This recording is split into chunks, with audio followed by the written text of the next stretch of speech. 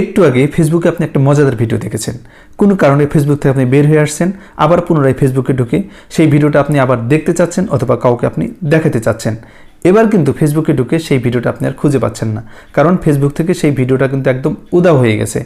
এরকম সমস্যা আমার একা নয়, অনেকের ক্ষেত্রেই কিন্তু প্রতিনিয়ত এরকম সমস্যার সম্মুখীন হচ্ছে।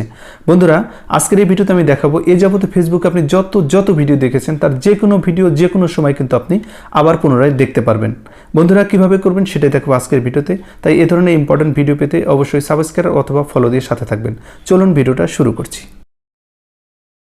এই সেটিংসটা করার জন্য প্রথমে আপনি আপনার ফেসবুক আইডিতে আবার প্রবেশ করবেন।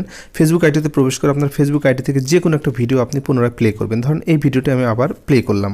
প্লে করার পরে ডান পাশে দেখেন একটা সার্চ বার রয়েছে, এই সার্চ বারের উপরে আপনি একটা ক্লিক করবেন।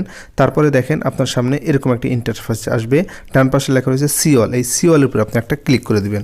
এই সিওলে ক্লিক করার সাথে সাথে কিন্তু ফেসবুকে এ যাবত আপনি যত ভিডিও দেখেছেন সেগুলো কিন্তু একবার লিস্ট অনুযায়ী আপনার সামনে চলে আসবে। অর্থাৎ এখান থেকে আপনি ফেসবুকে যতদিন আগে যে ভিডিও দেখে থাকেন না কেন সবগুলো ভিডিওগুলো কিন্তু আপনি সিরিয়ালে পাবেন। এখান থেকে আপনি আপনার হারিয়ে যাওয়া ভিডিওগুলো আপনি পুনরায় আবার দেখতে পারবেন। বন্ধুরা, আশা করছি ভিডিও আপনাদের ভালো লেগেছে। যদি আপনার ভালো লাগে অবশ্যই আপনার ফেসবুক পেজে বা যে কোনোভাবে এই ভিডিওটা আপনি শেয়ার করবেন, যাতে আপনার মাধ্যমে এই সেটিংসটা আপনার বন্ধুরা বা অন্য কেউ শিখতে পারে। বন্ধুরা, সবাই ভালো থাকবেন। দেখা হচ্ছে নতুন কোনো ভিডিওতে। আল্লাহ হাফেজ।